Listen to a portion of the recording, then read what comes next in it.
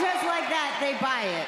They eat it up. You pander to them, you thank them. I mean, really, people, I thought you were a little bit smarter than that. I mean, it's just so easy to say the name of the city. You cheer. Hey, Stephanie, you cheer. I mean, just come on. Welcome to the A Show.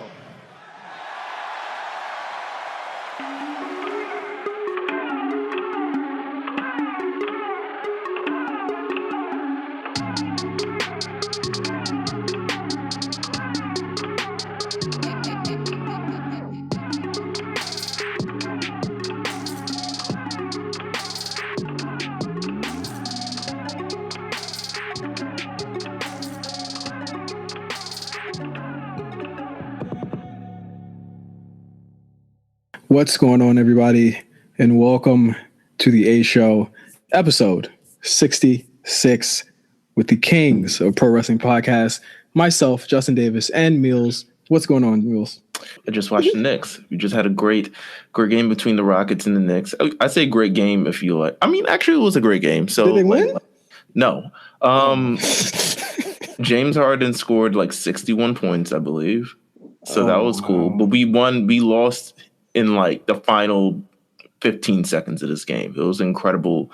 It's just one of those, like, it's a blunder that brought us near. But you know what? I'm not happy. I mean, I'm happy that the Knicks lose because, like, the tank is on. Like, the tank, we're trying to get Zion here. Like, what are we winning for? Will that really matter if you get him? Like, is he? You know, I don't follow the. He's incredible. He's the spark that the Knicks need. And then you said that about Unicorn Guy. No. No one said that about Unicorn Guy before he showed up. Now, I mean, but he is here now, and he's been injured. But you know what? When we get Zion, when we get KD, when we get Porzingis.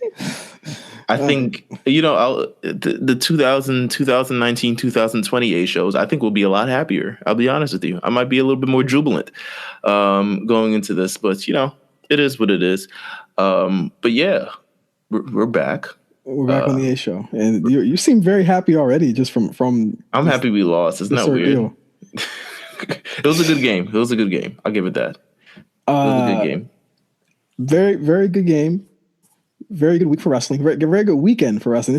We're reaching the end of what a crazy January for wrestling in general. We've had so many big shows. We've had Wrestle Kingdom. We've had all this stuff going on.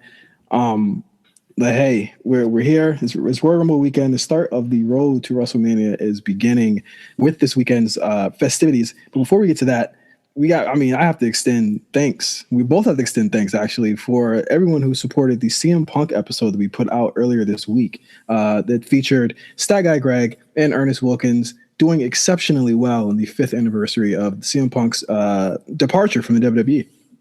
Yeah, man. I mean, I think it was a great discussion that we had. It's 2 hours. It's probably one of the longest things that we ever done for the A show. I think episode. Oh yeah. Episode. It's one. I said one of the.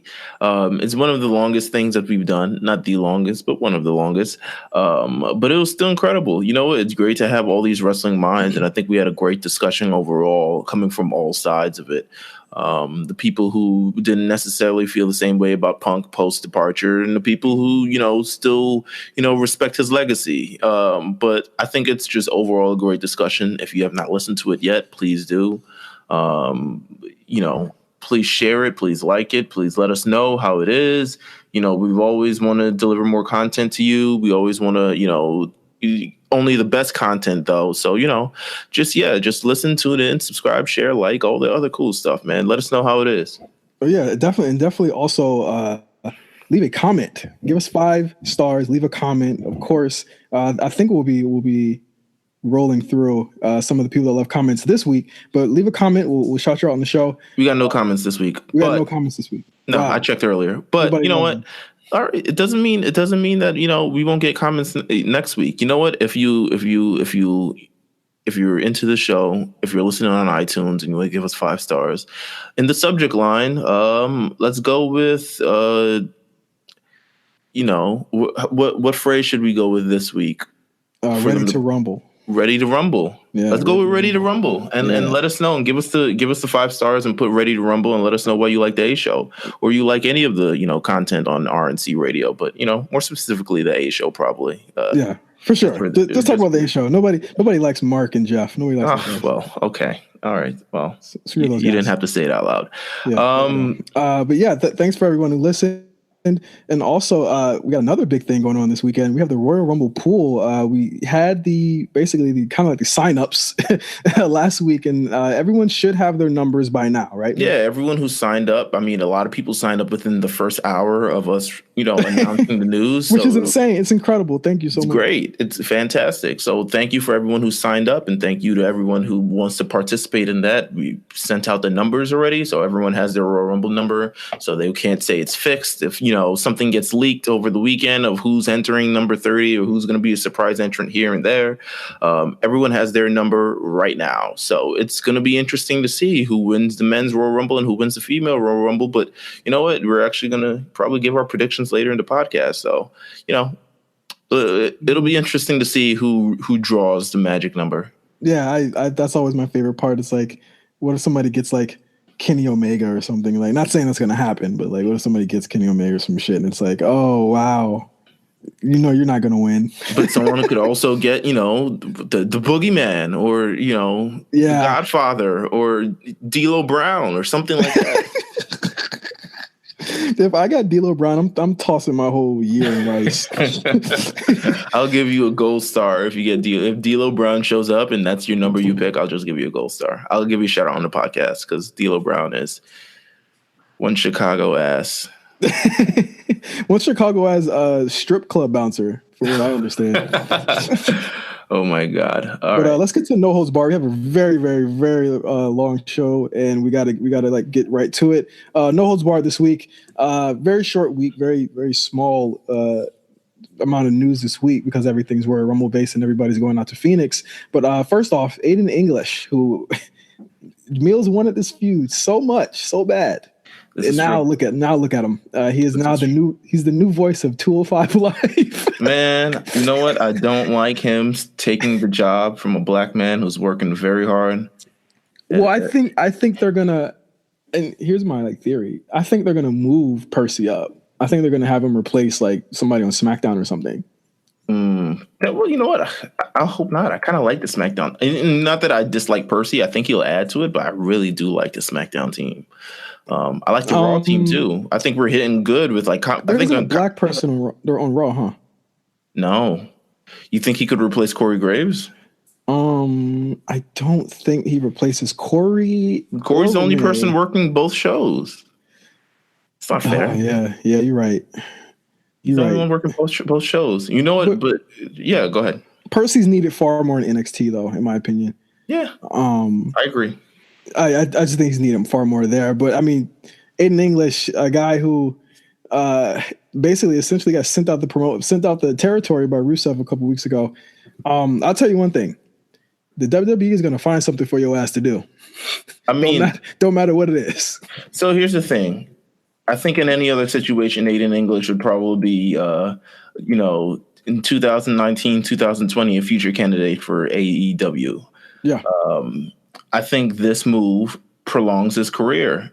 I think this move, I talked about it in the Real Wrestler chat, but these are moves that can prolong your career. I mean, we look at David Otunga, who's been in the WWE for over a decade, probably one of the last members of the Nexus, besides maybe Daniel Bryan if you count him and Heath Slater, but he's really one of the only members of the original Nexus still in WWE, and that's because he kind of, he got away from the professional wrestling. Now he's a talking head on the kickoff shows. Now I don't know if he works in WWE legal, but that's a great job for him. Probably should. I mean, listen, the big thing right now, right, is everyone's saying everyone's going to leave for AEW, and I'm like, they ain't leaving. They're not leaving. They're not going anywhere. You know what I'm saying? Like WWE's going to find something to do. You'll be a producer. You'll be an agent. You'll be commentary. You'll be helping out at the Performance Center. Like, they're getting so many people that it doesn't make sense for them to literally fire anybody at this point. Like, everyone has a part, whether you are on camera or behind the scenes. Like, it's a huge company. This is $1 billion company now, and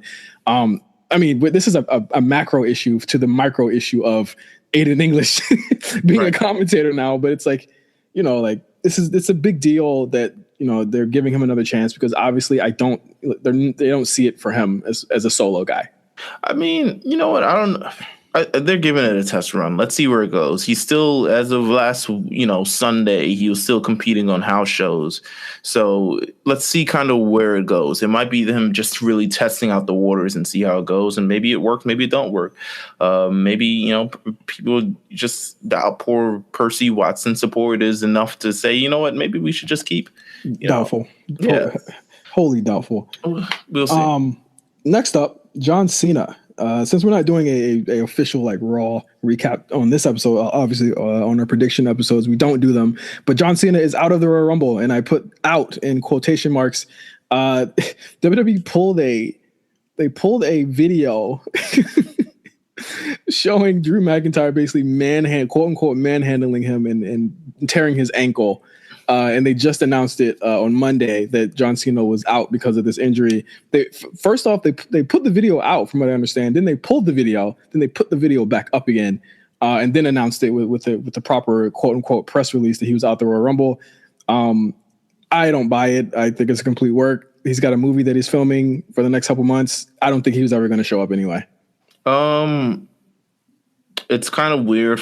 I think it's kind of suspect when they put out a video a week later before the next episode. Usually in these situations, we know right then and there. Like, we know 24 hours later, right before SmackDown, that John Cena will not be competing in the Royal Rumble because he has an ankle injury. They don't really tend to wait an entire week. Well, let's go deeper into this, and I think it's been speculated as well. I think this is not a Cena issue. I think it's a Lars issue. We can be quite clear about it. It's not a secret that Cena would seem to be on a collision course, at least from what rumors say, with Lars Sullivan, who has not shown up on TV whatsoever in the last couple of weeks, even as his other NXT call-up cohorts have been on the show. Mm-hmm. I think that they may have wanted to write him off, and it was supposed to be the write-off last week on Raw when he put Finn over, and it just didn't happen that way. And now they're pretty much like, okay, we'll just say you're injured and you'll show up, whenever you have an opponent for for WrestleMania. Again, I'm not mad at it. I think it's actually kind of telling that they waited so long, because I feel like if they waited so long, then they were waiting to see what Lars was going to do up until the point where Raw was about to air. Yeah. And it didn't happen, and they were just like, okay, cool. Really concerned about the Lars Sullivan thing. I will say that much. If we don't see him in the Rumble, I'd say that's a pretty large concern. That's it's a wrap. I would probably say. I'd say it's a wrap. I'd say it's he's a no-brainer for the Royal Rumble, especially for a major debut like that. And I honestly expect, besides maybe what are those two rotund guys? Oh God, Heavy Machinery, come on. Yeah. Besides those guys, I expect everyone else to debut in the Royal Rumble. So we'll kind of see where that goes, man. I mean, you know what? This is do or die for Lars Sullivan at this point. Show up to work, do or die. Yeah. Show up to work. I hear it's an anxiety issue. I know a lot of people have kind of have curbed no type of faith in the guy because of the racist comments. Anxiety sucks, pressure sucks. But I mean, he probably had to walk around and see all his other black coworkers probably looking at him. And he was like, nah, I'm out. I got to go, brother. I don't know the story. That would be weird if it was, but just incredibly weird. But, I in the ring, I like Lars Sullivan. I think he has a great look, and I think he can bring something, something back to the main roster with the real big man that's kind of doing it out here, as opposed to, Braun Strowman, who's not having the greatest month of his career right now. But yeah, we'll see how it goes. But John Cena will not be in the Royal Rumble. Yeah. Hey, well, he can do whatever he wants. We saw that at WrestleMania last year, so we'll be fine. Right. You had some words for somebody, Meelz. I don't know if you wanted to talk about that before we got into the predictions, but I'll give you the floor. So sometime this week, AJ Styles appeared on what's this show? Louder with Crowder. Louder with Crowder. a show, and everyone, you know, in terms of just the tweet storm of the show, everyone was pretty much like, this looks kind of sketchy. And do you know any sort of history behind this show? It's very alt-right. It's very alt-right, it's very conservative, bro. Right. Just to say the least. I think that yeah, I mean, there's not much more to say than that. And I really think in a week like this, terrible timing for AJ. I'll say that right off the bat. I think it's terrible timing, and also, you know, question. You know, I know WWE has a lot of faith in AJ Styles, but I question the sort of decision of putting him in such a show where it could be sort of, you know, it could get politically charged up in a way. And I know they've been trying to stay away from all things political with, you know, Linda McMahon in office, and not really trying to take any sides, and not really trying to experience the fallback that the, you know, NFL has received over the last number of years. So it's interesting why they did that. But AJ Styles kind of talked about, you know, the host of the show kind of asked AJ Styles about this Gillette commercial that's been, you know, that's made its way around for the last number of weeks, in terms of just like, you know, how men should really take more accountability, and, you know, in terms of just respect for women and all these other type of things. And AJ Styles had some words for it, and he pretty much was just like, I don't get it. Like, men are great to women. I'm a gentleman. I don't get it. Like, you know, the commercial made me angry, and my only true issue with that is that it doesn't even seem like he's really, you know, I liked Gillette's message in this in what they delivered in their commercial, and I liked it just because I do think more men need to take accountability for things. And I know this is coming out of the, you know, the realm of professional wrestling, but I do think that more men need to take accountability for things, and just take accountability and be able to treat, you know, pretty much raise our boys and raise pretty much everyone better in this society. But those things you don't get, you know, I don't. It's getting to you don't get situations like God, what is homeboy who was smiling? Gosh. Oh, the kid in DC. The kid in DC. Yeah. You don't get situations like those. You don't get situations like a lot of different things. And I think it's kind of ignorant to really say that on a public forum where a lot of kids look up to AJ Styles, and he's really, you know, someone who, you know, just to say that, listen, I don't think anything's going wrong. Well, I really think he needs to I think personally, no one is surprised by AJ Styles' comments. I'll say that. Surprised? No. Never. But I do think he needs to rethink of the things that he says. And I think he does, you know, he needs to take a bigger look at society and realize that everyone's not in a great place right now. And a lot of it is because of, you know, the lack of accountability for some things that men do, honestly. I mean, you know, it just didn't sit right with me, especially with him being a public figure, kind of, you know, expressing these type of views, and he's, I mean, he has the right to express. I guess that's what everyone, you know, all right, will pretty much say, like, hey, you have the right to express how I feel, you know, First Amendment, blah, blah, blah, blah. Yeah, but fuck all that. I think, I mean, just to kind of play, not even devil's advocate here, but I think there's two things about them allowing AJ on it. I don't think it's out of the realm of possibility that he, as a top guy, said, I want to be on this, I want to do it, and they just let him do it. I think he's probably garnered that much good faith with them that he can pretty much do whatever he wants. And I think that might have been one thing. And I think on a lesser end, they might, and again, I'm not speaking for them, I'm saying they might not have known. Right. They might not have known what the podcast was about, or what the whole thing is about. And they're probably like, we're not gonna let him do that again. I absolutely agree though with everything you're saying. I think AJ extremely irresponsible for him to be on there. Extremely irresponsible for him to say the things that he said. I don't know who they think they were talking to, and he doesn't understand the idea of toxic masculinity. It's kind of like, well, think about it. If you really, he's like, I have a wife, I have a daughter, and 3 boys, but I think about my daughter. So I had to find out what this was. What was so toxic? And apparently, from what I'm understanding, it was just being mean to women. And that's really not I think he's really looking at it not even just from a surface level, from a level of ignorance where he's not really even understanding, the entire situation at hand. And I don't really think he even understand the commercial. I think at this point, he's just like, Gillette, why would they do this to me? I use their products all the time. Like, how am I being mean to women? But it's more about taking accountability for your actions and understanding that, a lot of things are ingrained in boys and they're giving a lot of, leeway early on. And he just sounded like he was in a bubble. Yeah, he really did. And I don't think he understands just how society is. And I think a lot of wrestling is when you're doing this day in, day out for the last umpteen years, you kind of enter a bubble and you don't really see a lot of things or pay attention to a lot of things that happen outside. But I think really with a diverse roster that they have in WWE and a lot of different things, at least someone needs to come up to him and say, like, listen, this is kind of what it is.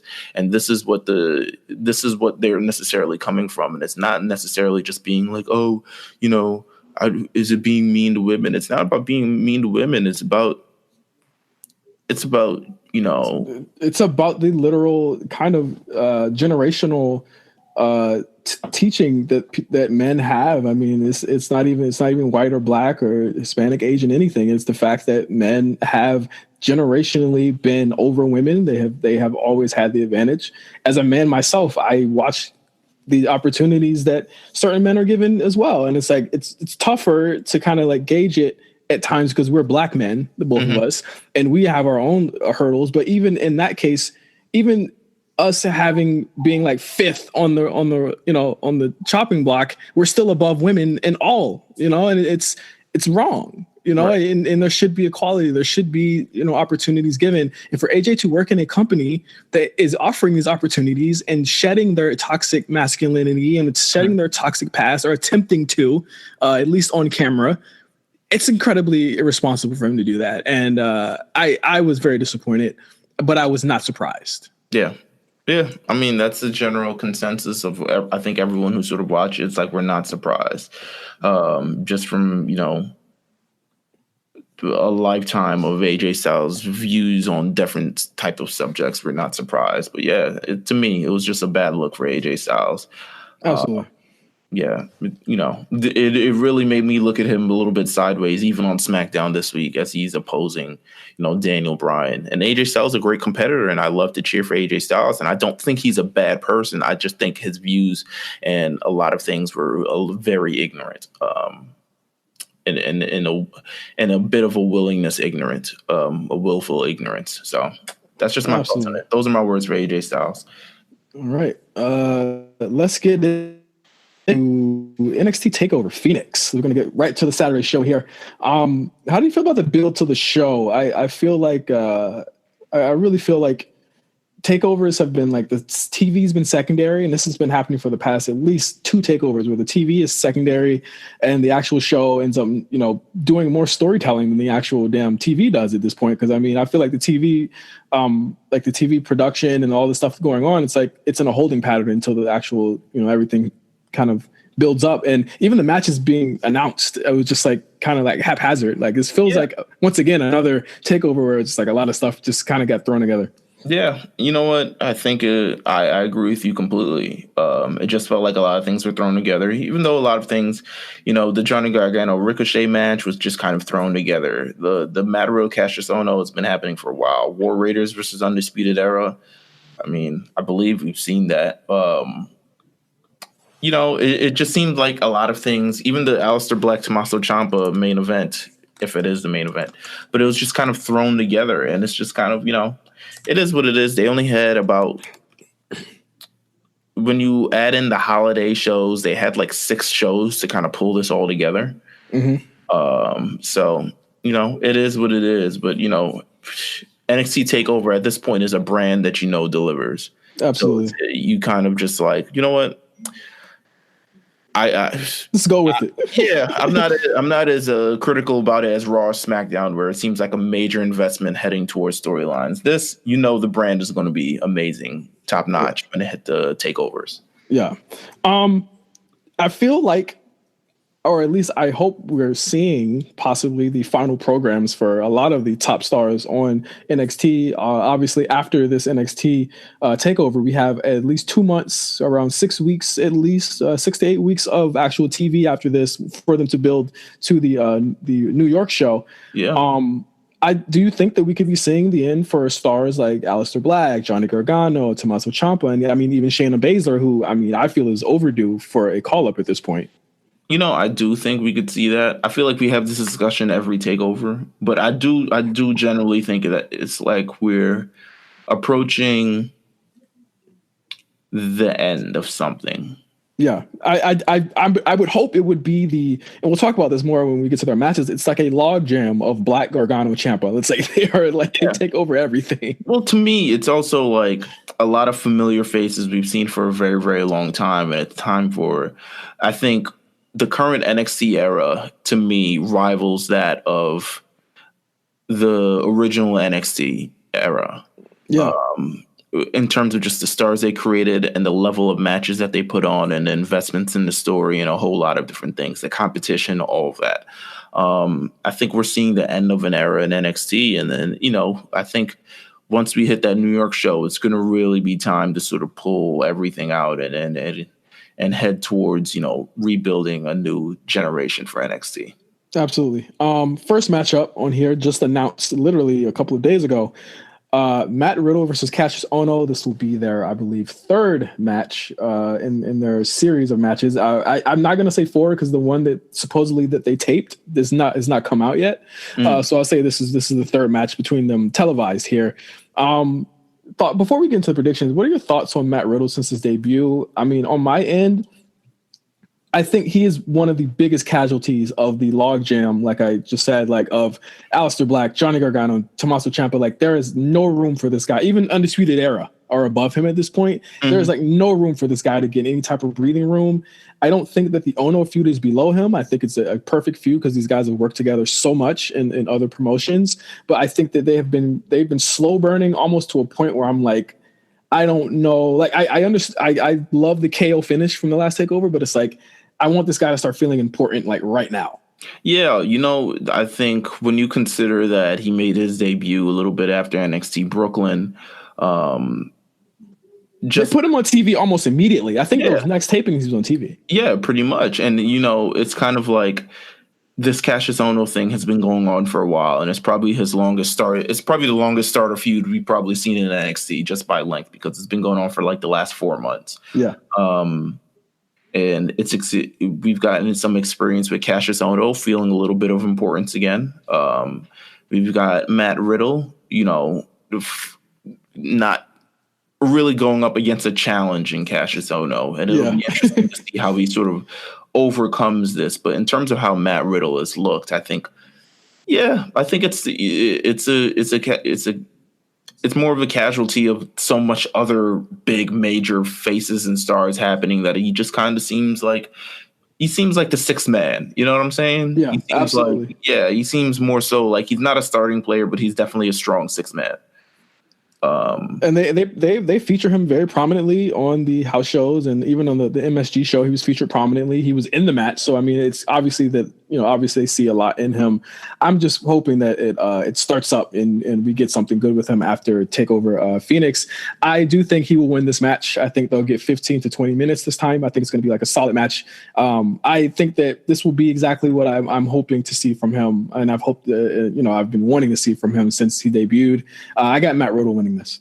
I got Matt Riddle too, and I think this is an opportunity for Cassius Ohno to show out in a way that he's never really shown out in a long time. He's had these valiant losses against Velveteen Dream and Hideo Itami and a lot of other different things, but I don't really think we've seen him really showcase what he's got on the NXT TakeOver, and I think this is an opportunity for him as well. But overall, I'm picking Matt Riddle. It just seems like it's Matt Riddle's, era, time, everything. Absolutely. Next match, Johnny Gargano versus Ricochet for the NXT North American Championship, and a match that could potentially steal the show. First of all, if you watch NXT this week, great closing program, but the sort of they've been doing a great job with sort of meshing this this program with the main event program, and it's kind of everyone is in the same sort of arena and feeling just as important. So I'll give him that in terms of with this program. This could steal the show, man. And I no doubt believe that this will steal the show and maybe even steal the weekend. Because both of these guys are just that damn good. Absolutely. I would say Ricochet wins here. They protect the shit out of Ricochet. I think they see a lot in him. He's a guy that brings them a lot of revenue on house shows.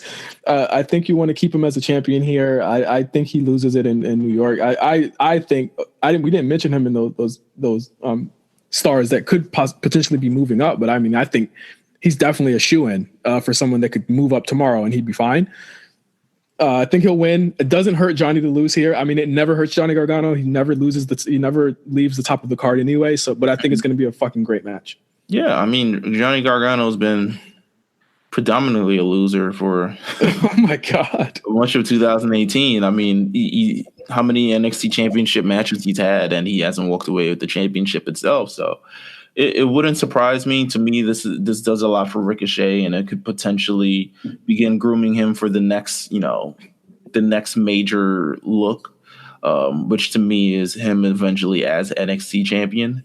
But just, everything looking forward towards this match is just that this is going to steal the show, no doubt. It's gonna fucking win fast. I got Ricochet winning. You say Ricochet's gonna win, so we're perfect 2-2 here. Next match: War Raiders versus the Undisputed Era NXT Tag Team Championships. Meelz, is it? I know you're not a fan, but is it time to pull the trigger on the War Raiders? Nope. No. Just no. Actually, the NXT Tag Division is kind of lacking. So at this point, there's not really another team. You gotta shake it up, though. Another major team. I think the War Raiders are cool, but in a sense, it's just like, is there another major heel team? Unless you want to go with whoever those three white guys are. It doesn't matter.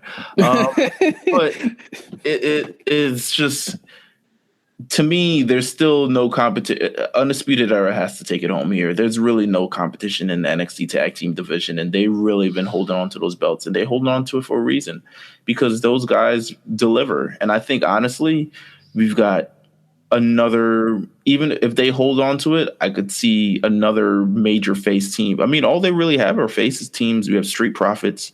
We have you got the MAGA team, Forgotten Sons. That's who I was talking about. We got those guys. We have Oni Lorcan and Danny Burch, who have been just kind of revamping themselves and revitalizing themselves on the roster, and just a couple more, teams with cutout denim jackets who are just around and doing the NXT thing. So to me, I think Undisputed Era, just by proxy of there's nothing else. Yeah, I can see that. I think the match is going to be really, really crazy. Also, let's see, what's his face? I'm forgetting everyone's names. When it comes time for the show, it's just like my brain blanks out. Bobby Fish? No. Adam Cole, not on the show. Not on the show, yeah. Adam Cole, this is the first takeover, almost a year. He hasn't been on at all. I definitely think that will come into play here on this match. I'm gonna be controversial and say I don't think War Raiders win this either. I think they're gonna win it in New York, and I think Undisputed Era will give them their first loss on the NXT roster, and they'll get it back, obviously in some type of stipulation match or something in New York. I think Undisputed Era wins here, and I think the crowd support for the War Raiders, which to me isn't even that great anyway. Yeah, I feel like they have to lose in order to start to have a story. Like, they don't have any type of adversity right now, and that's a problem. I feel like the crowd really isn't behind them. They've just kind of accepted that they are there, and they really two big men who do really cool big man things. It's like big men doing skinny man moves, Yeah. But I do think another team will come and usurp them, and I'm really looking at the Oni Lorcan, Danny Burch team, because Oni Lorcan has really been on a bean as of late. And if you watch NXT this week, he just has they have a great match with him and then Fabian Eichner and yeah. I gotta see it. I haven't seen it yet. I gotta see it. It's a great match. It's a great little match. But yeah, Undisputed Era. Yeah. Next up, the NXT Women's Championship: Bianca Belair versus Shayna Baszler. This is interesting. This is the most interesting one on the card. I'd say probably second most. To me, the intrigue is because Bianca Belair, while good, is still unproven from a sense of having these big matches and having them consistently. She's had, I think, probably her most standout match is that match against Kairi Sane at the Mae Young Classic a few years ago, and then she had a great series versus Nikki Cross. So to me, this is kind of telling. Is she really the one to sort of carry the division, and will they have faith in her to really carry the division if she truly does win? I don't think she's ready to carry the division.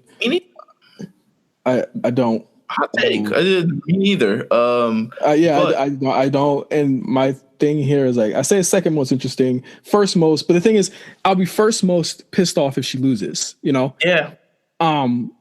You have to do a smalls finish. You have to do a fuck finish here. Like you literally have to do a fuck finish because it's like you've booked yourselves into a corner where it's like if you have Shayna, who has already been given so much, defeat Bianca here.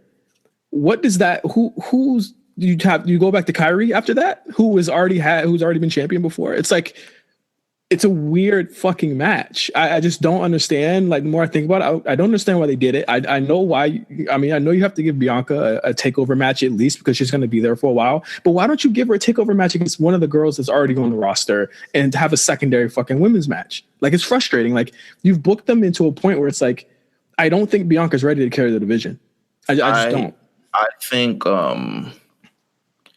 I would love to see Bianca Belair win, but I do think that they booked this match to end the streak. Just so that's finally off of the table because it's become so, the undefeated. It's become so blatantly clear that if there's anyone who deserves the NXT title shot, it's Bianca Belair because she has not lost or has not been pinned, has not submitted as of yet. And she's also in this weird sort of realm where she's kind of a face, she's kind of a heel. It could really go either way after this NXT takeover. Here's my thing too. I don't disagree with her losing the streak. I'm completely fine with her losing the streak. I don't think it should be Shayna that does it.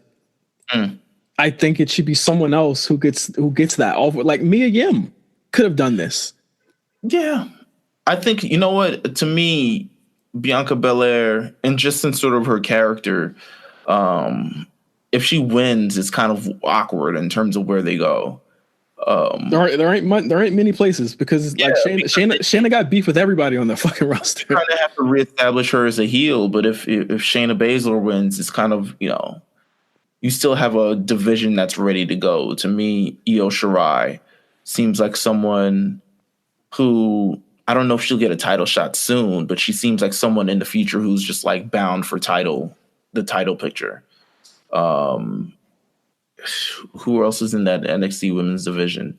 Dakota Kai, she's injured, but you just had a couple of we have two of the women already get called up. You still have the you still have all of that, going on. And there's a lot of women that you still have Candice LeRae, but she's so cold right now. Like she's such her prominent character is Gargano's wife. And she's so cold that it's going to be hard to just make something that'll sort of heat her up. To me, it's just, to me, the main contenders are still Bianca Belair, Io Shirai, Kairi Sane, and maybe even Mia Yim to an extent. So it'll be interesting to see where they go. I think that I think Shayna's winning this for sure. Yeah, I think Bianca passes out or something. Yeah, doesn't tap out, passes out. And we'll see where Shayna goes. I don't see where Shayna goes. I'll say Bianca Belair is probably going to show out crazy. Oh yeah, for sure. Like that, I'm not concerned about that. I'm not concerned about that at all. I do think that it is going to be a really really, really, really big display of what Bianca can really do, and I can't wait to see it. I just don't want it to be Shayna. I think there should be someone else, even if it's a heel, even if it's a face, that could have done this or could have done this earlier, and had a better story. And it's a problem with NXT not having two intersecting women's storylines at the same time. That's just my issue with it. Yeah. Main event time: Aleister Black versus Tommaso Ciampa, NXT World Championship. I got many questions on this. Chief being like, where the fuck is the storyline go if Black loses? It's going to go to Gargano, right? I guess it would. I mean, they're still teasing this feud, honestly. Oh my God. They're still, you go to NXT this week, and I know you haven't saw it, but they're the last two things on your screen with NXT is there. So it's interesting to see where they go because they're still teasing this DIY sort of deal. And I think they're going to pull the trigger on the final match in New York.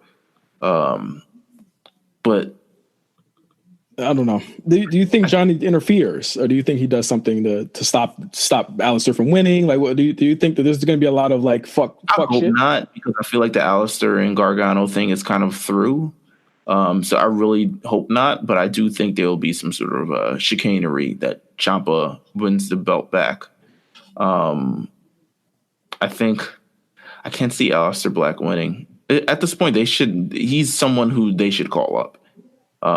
He has no more room in that. He has nothing to do in NXT. He's a star in the making, and he's a star in any roster.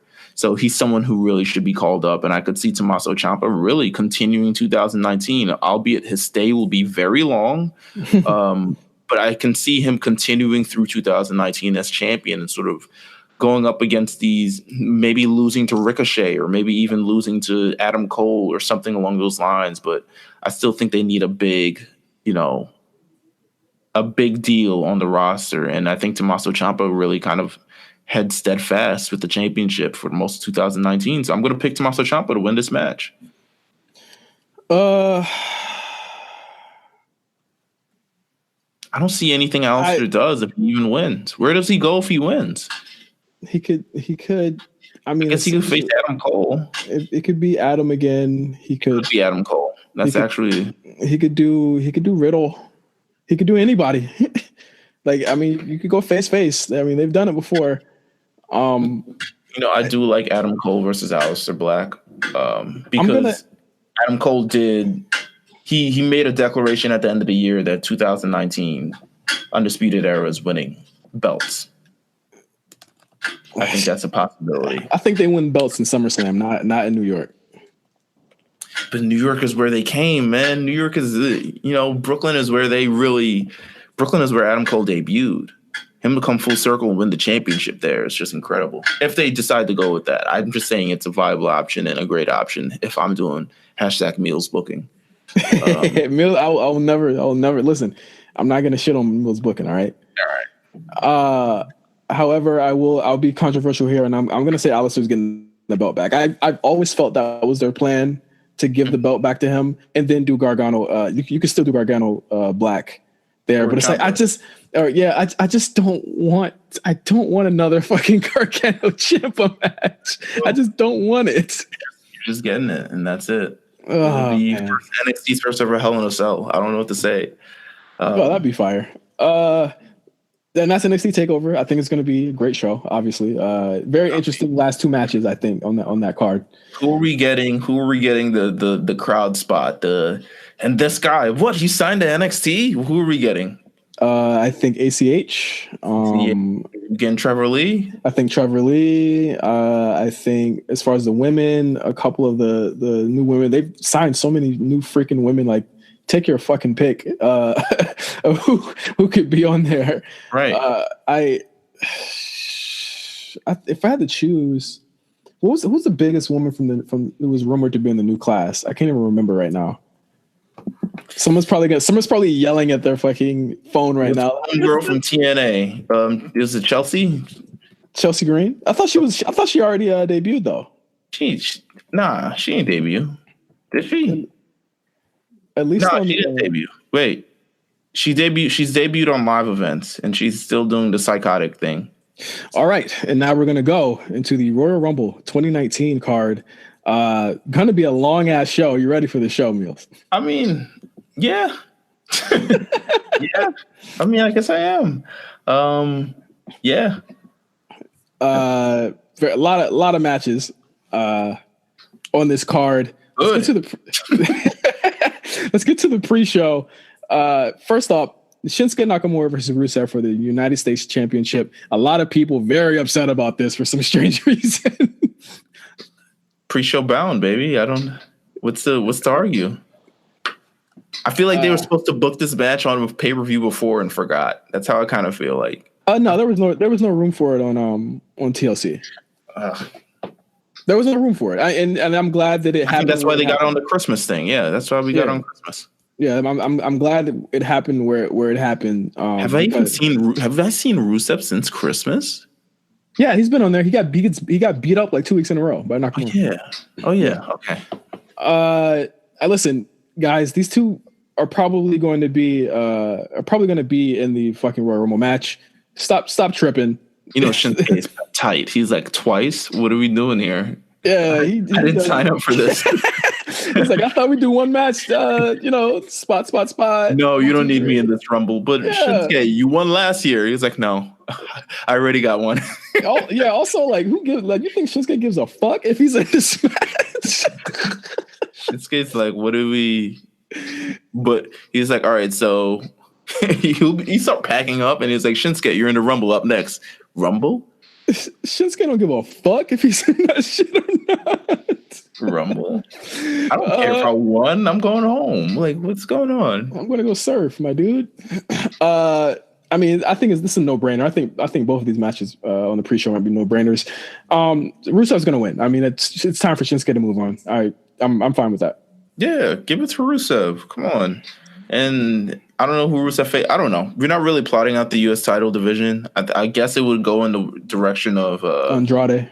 Yeah, Andrade. But yeah, I think give it to Andrade. Give it to Andrade. Why not? You know, he deserves it. Next match on the pre-show: Buddy Murphy versus Hideo Itami versus Kalisto versus Akira Tozawa for the WWE Cruiserweight Championship. Oh. I think it's another no-brainer, honestly. I think Wrestle Kingdom Classic we got here. Honestly, I think most cruiserweight champions have a really long run, and I think this is going to be no different. I don't see Triple H books the territory. It's all long runs, man. Oh yeah, absolutely. I think it's going to be a spectacular match. One match that I'm hoping to that I actually catch the pre-show for, and if I do miss it, I will go back and watch this match. No cap. But I do think Buddy Murphy is going to win. You know, does Hideo Itami slow down this match? Oh, God. I'm just asking a question. Jesus Christ. Donut Itami. He may slow down this match, but you know what? I've heard he's been doing really well on NXT as of late. Had a really good match with Cedric Alexander. He defeated him to get into this match. Yeah. We've got out the Cedric Alexander wormhole that we've been in for quite some time. And we're out of it, thank God. Now we got Kalisto, the head of Lucha House Party, Akira Tozawa, who seems to be, you could just really shuffle him in and out of really whatever you decide to go. And Hideo Itami. It's going to be a different match. Yeah. Do I see any of them taking home the crown? Not really. But, it's a very ethnically diverse match. I'll say that. I love that. I love that about 205 Live. It is very international. This is when they're going to announce International Row, and it's going to be like from Germany. Like all these guys are from different countries. Oh, you'll be lucky to get involved commentary in this match. You're not announcing they're going to announce the announce team between one of the women's matches or something. Oh yeah. My man Aiden English going to be right here for this. Slander. Oh my God. Oh man. Okay, on to the main show. First off, this is your match because I don't really give a shit about it. I think it's gonna be the worst match on the card. No, absolutely. It's not. Oh my God. Don't say that. Shane McMahon and The Miz versus The Bar for the WWE SmackDown tag titles. Does this start the Miz and Shane storyline for Mania? Because I think that's where we're going at this point. I mean, I think that's where we're going. I do think, you know what? Hot take, Shane McMahon and The Miz might be defending the tag team titles at WrestleMania. Oh God! Oh my I don't God. know if they hot shot this thing in 3 months. It just gets really weird all of a sudden. But I could see the Miz and Shane McMahon be like, listen, maybe we don't need that for Mania right now. Maybe we need this for post Mania, to keep the crowd hot. But I do think that the Shane McMahon, the Miz feud, they're getting along. You know, Shane McMahon took a crazy couple, hits on SmackDown this week. Like, I don't know. They beat their ass for 5 minutes.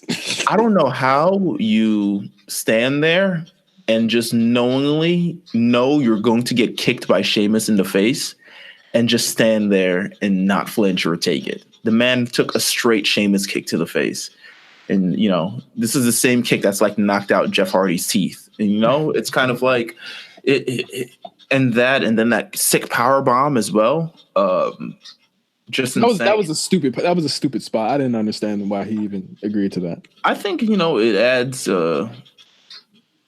It gives they're going to be a valiant team. I think the crowd is really going to go up for Shane McMahon and The Miz in a way that they haven't gone out before. He's more over than The Miz. Who do you think wins this? Shane McMahon and The Miz. Are you crazy? The Bar's winning this. Next match. They lost to a 10-year-old. Braun Strowman. Next match. WWE Raw Women's Championship. Do you think I don't even know what could start this show? I really feel like they're going to start it with like probably I think they started with Becky and Asuka. Yeah, that would work. That would actually make a lot of sense. You're right. Yeah. But for the purpose of the show, the next match we're going to predict Sasha Banks versus Ronda Rousey for the WWE Raw Women's Championship. Will this be Sasha Banks' finest hour? Because she talking like she about to die about it. She talking like, all right. So here's the thing. Here's the thing with these Instagram promos with Sasha, and I love Sasha. I'm not sure if Sasha loves me, but I do love Sasha. It's a lot. She cussing?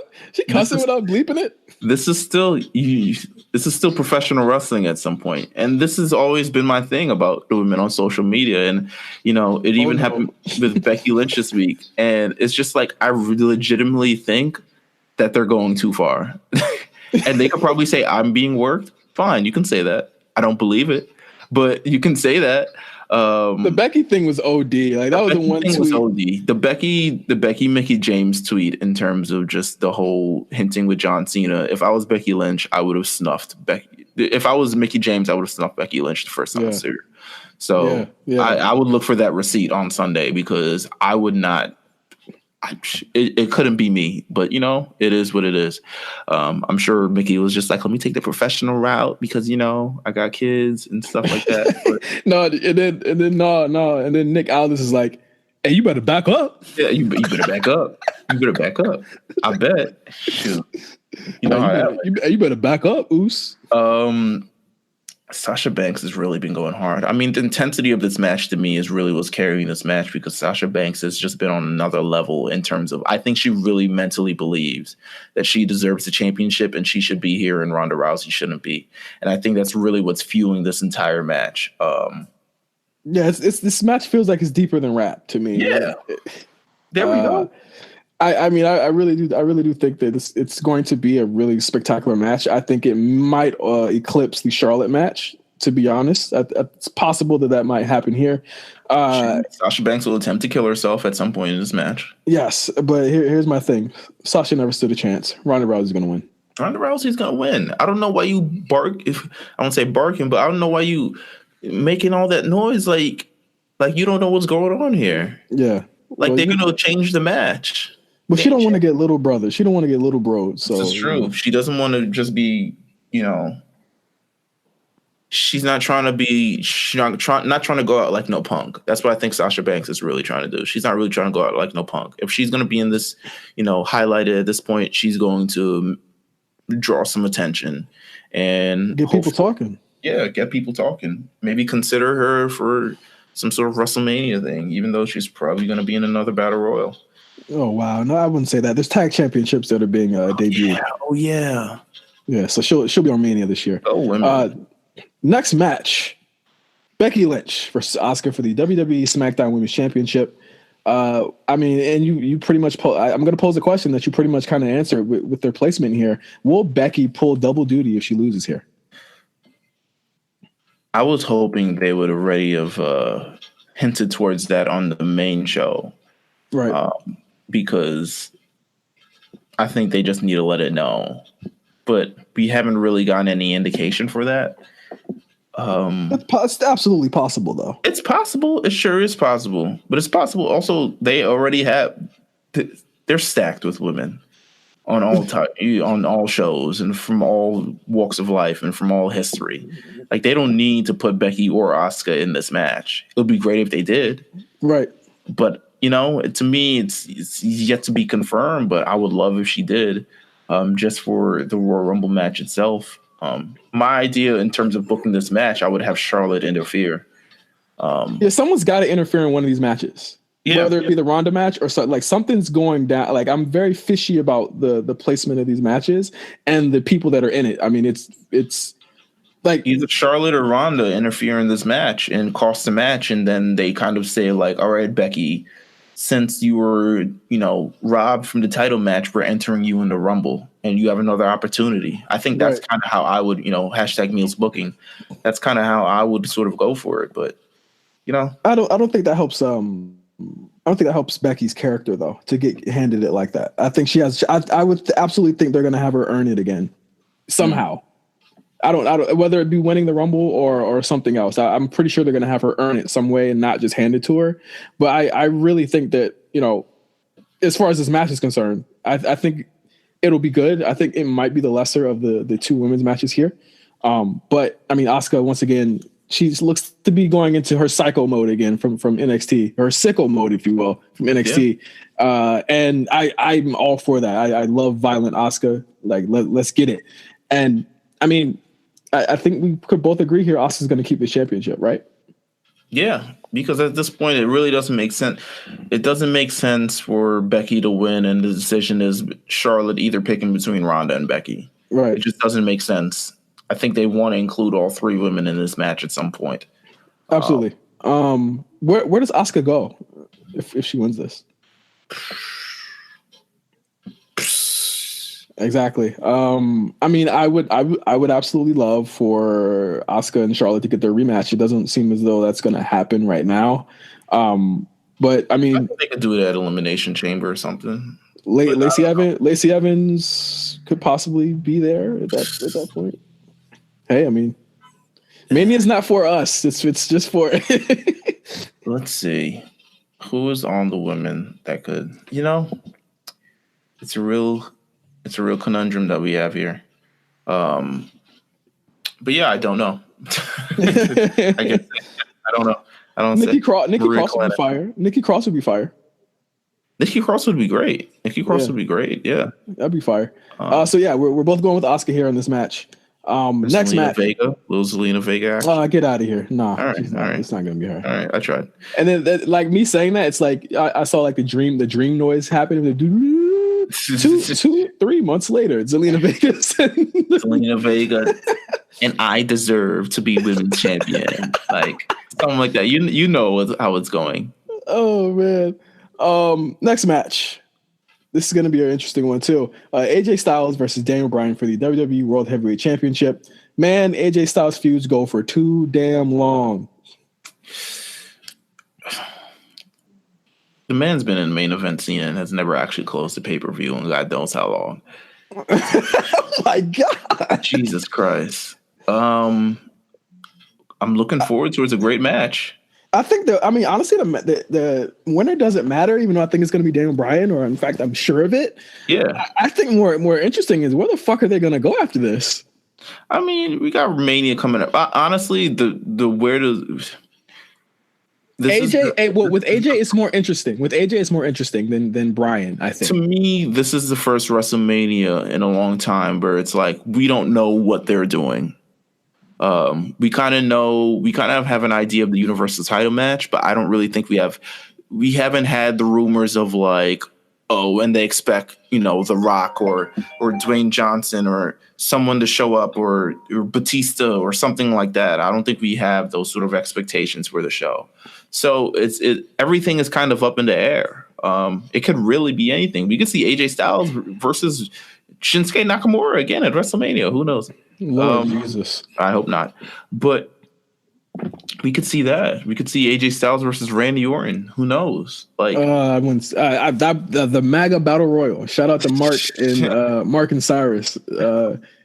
Jesus Christ. I don't know what they would do with AJ, but AJ's not just like Randy Orton's not a big match for him. I think that they got to go bigger with that, and I just don't know who it is at this point. He's had Shane already. He's had Nakamura already.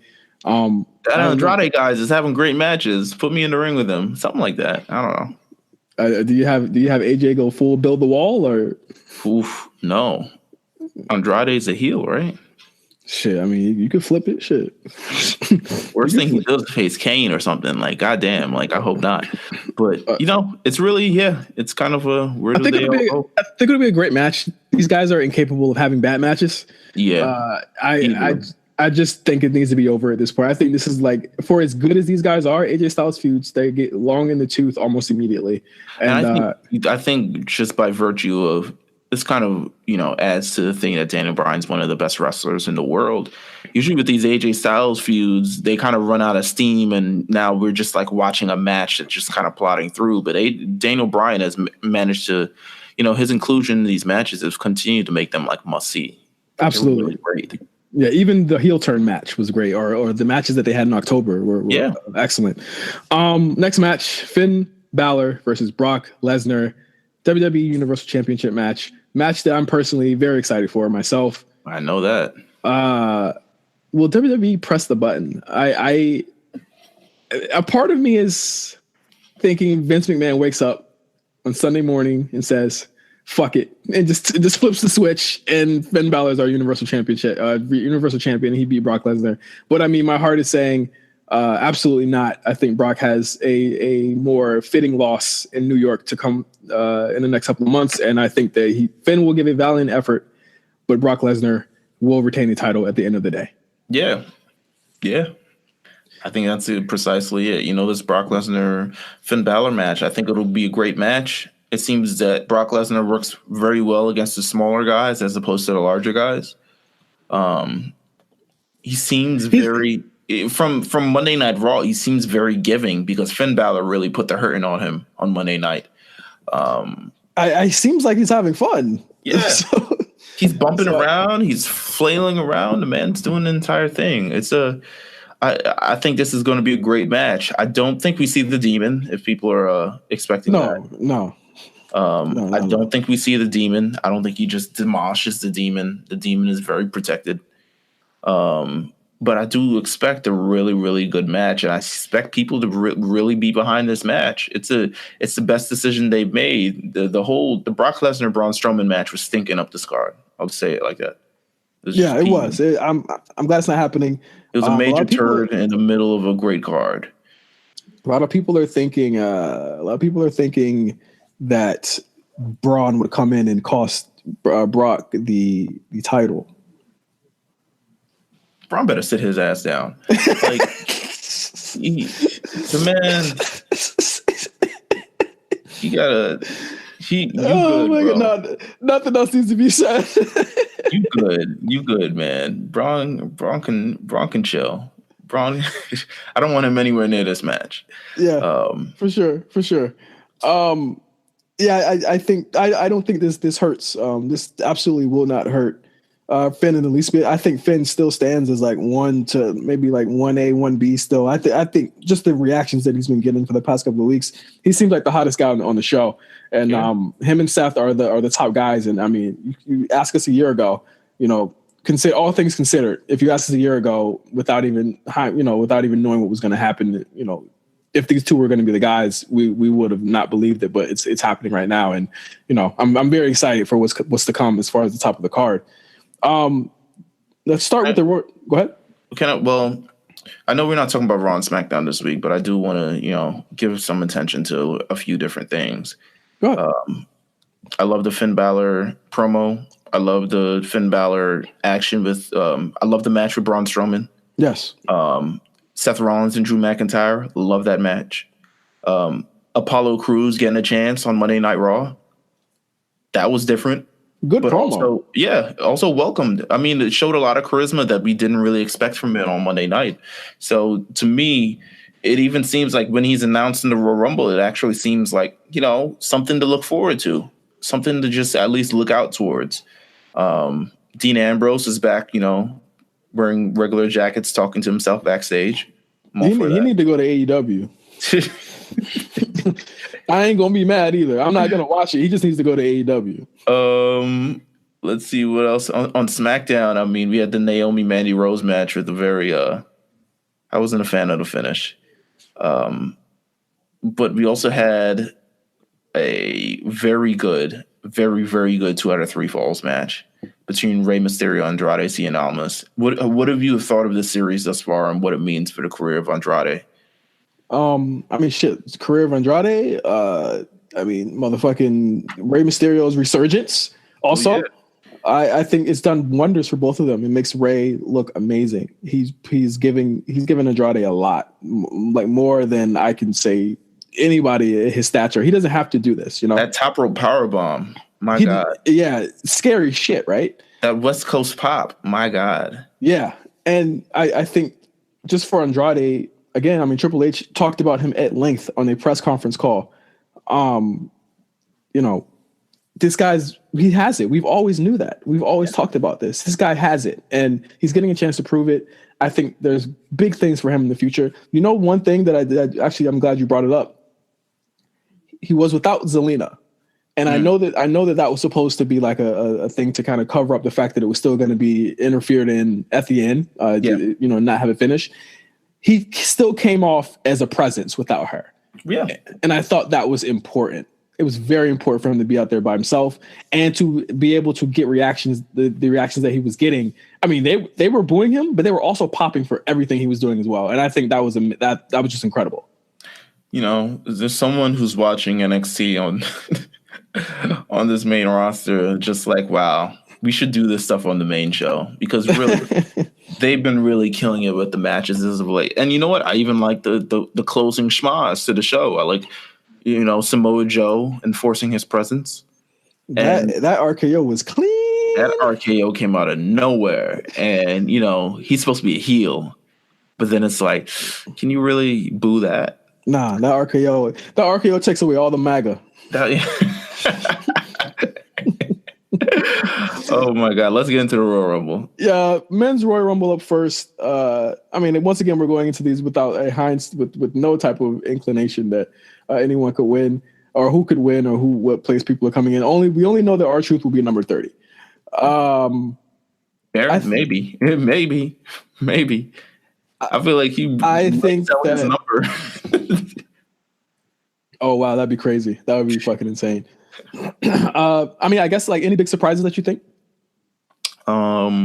Let's see who we've got here. We've got 20 of the entrants already announced.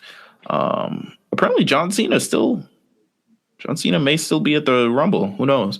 We have 20 of it. We have 20. I expect a couple surprises. Where are we at for this Rumble? Phoenix? Yeah. Maybe Shawn Michaels. Who knows? I don't know. Hell no. Who's from Phoenix? There's great wrestlers from Phoenix. All I know is Shawn Michaels. So he's not from Phoenix. He's close. He's from San Antonio. Yeah, what are you talking about? He's kind of from Phoenix. Come on, it's right there. Okay, buddy. Can somebody show Meelz a map? No, don't show me a map. I know where the hell Phoenix is. It's like right there. I don't see any surprises, man. I mean, I'm talking NXT. I think Gargano shows up. Give me Velveteen Dream. Oh, that would be crazy. Gargano, Velveteen, or I don't think they do Cole twice. But Gargano, Velveteen, or Aleister Black. Or Aleister. Okay. But he has to get his entrance though, if that happens. His entrance is longer than 2 minutes. Like you just don't want Aleister Black to just like walk out. You don't want him to just walk out. Listen, you might walk out. My man might walk out. All degular. No, I would laugh. I would be like, no, he's not a star. Yo, they're not about to set up the entire. No, they got to. With the hand truck just for him to. No, that's what I'm saying. He's not going to be him. Rise him up. Ricochet makes more sense. Ricochet would be cool. I'm down with Ricochet. Ricochet makes more sense. But the thing is, he can't do no flippy shit. Like he can do plenty of flippy shit, man. We gonna do tope on somebody? That's half his fucking offense. Listen, give it a Ricochet. Do whatever you want at this point. All right. Who do you think is going to win? Seth Rollins. I don't think a Raw guy wins. Raw people don't need to win these. I've always said this. They don't need to win. They don't. That's why they never win. That's why they never win. They don't need to win them. But it's like because they really always get fast lane. They always get fast lane. They never. I really got to win the Royal Rumble to face Daniel Bryan. That's why I think Rey Mysterio is winning. What's wrong? What's wrong with winning to face Daniel Bryan? I feel like there's no adversity with that, man. It's like Rey Mysterio. Yeah, but I think Rey Mysterio is going to win. Just from all right, I'll give you that. That's adversity. I'm saying Seth Rollins. I think he gets his shot at either Elimination Chamber or Fastlane. I think Seth Rollins. And then what? Rey Mysterio is like, maybe I'll face Brock. Or maybe I'll face. You're not. Hold on. We're not trying to track choose. You still get to choose. He's gonna choose Daniel. Yeah, just let him hint at the choosing. Let him just give him to Fastlane and let him just like feel it out. Why would Rey do that? Because he's the littlest big man that there is, and Brock Lesnar is the ultimate giant, and that's like, huh? What are you talking about? Why are you going, huh? Like it's not. The man isn't small, and his whole career has been overcoming the odds. I just asked you why Rey would wait till Fastlane to decide who he's going to face for the Royal Rumble. Because that's what they did last year, or they did it. They didn't wait. They didn't wait. Sorry, they did that for Asuka. But you have the choice. You have the choice. You still have the choice. He could. I think he'll choose Daniel Bryan. There's no reason for him to choose. No. Well, he's not going to realistically choose Brock Lesnar, but he has the option. I say at least if he does win, at least just like hint at it. Like say like what if he chose Brock Lesnar? What if it's a match I guess we have seen before, but in a very scary fashion in 2013, 2003. But what if that happens? It could still happen. Who knows? We'll see. All right, it is. You pick up Rey Mysterio. I got Seth Rollins. Yeah. Women's Royal Rumble.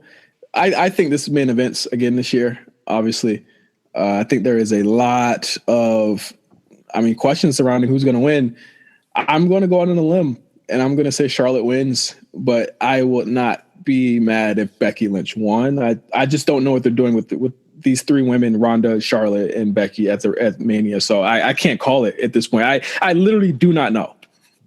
What if, you know what? Never mind.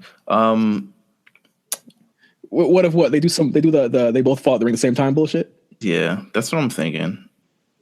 I'm thinking it might be. They don't need to, but again, if you're getting what you want, I don't think that you should be mad about that finish if it does happen. You know what I'm saying? I don't know what they're doing with this. I just don't know. I don't know how they get. I know where they want to go. I'm interested to see how they get there. That's always been my thing. I don't know where they're going. Any surprises there, NXT wise? You think Bianca Belair maybe fresh off her loss?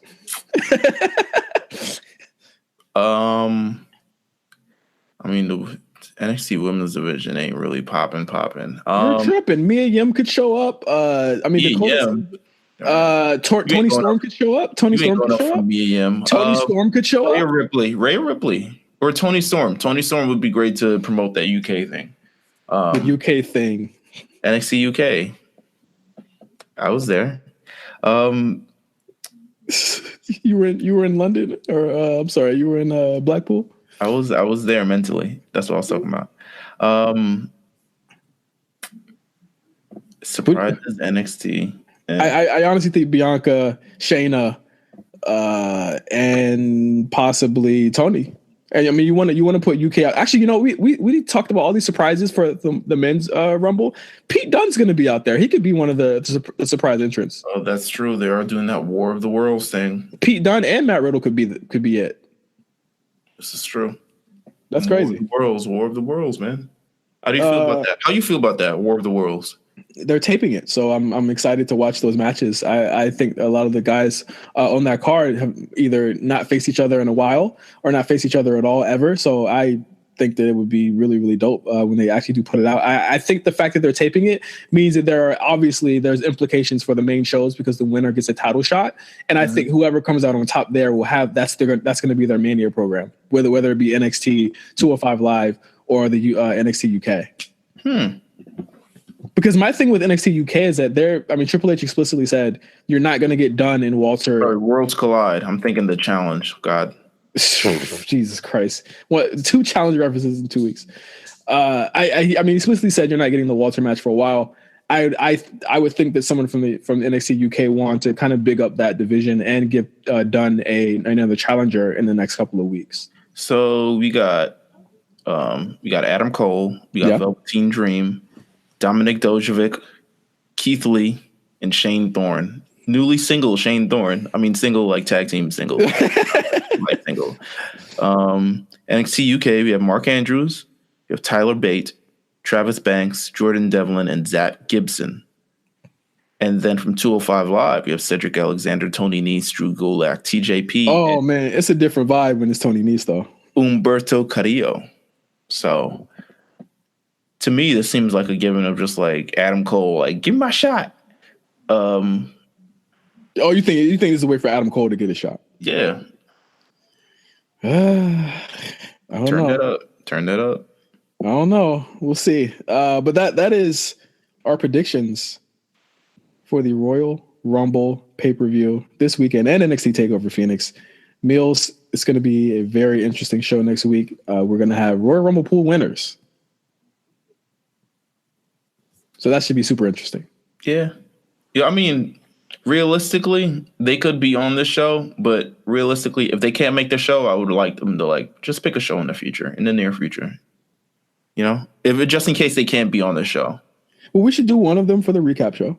Okay. And one of them for a show in the future. Yeah. I think that works. That'll definitely work. All right. So until next time, guys, make sure to check us all out at RNC Radio. We are doing so much awesome shit up there. We have Pat with the Cable Box reviewing True Detective Season 3. He is literally, like I said last week, like the board of his theories is filling up. It's almost full. I just saw it the other day. Meelz, you're counting down to the end of Two Belts. We are recording a new episode this week. Two Belts will be, its final show will be March 15th. Stay tuned. We're talking about Future's new album this week. I think, I'm not sure what else. Oh, we got the new J. Cole that dropped. So if you're a fan of J. Cole, you have that to look forward to. Even though Carlos is not, so you probably won't be looking forward to his review, but I'll do my thing.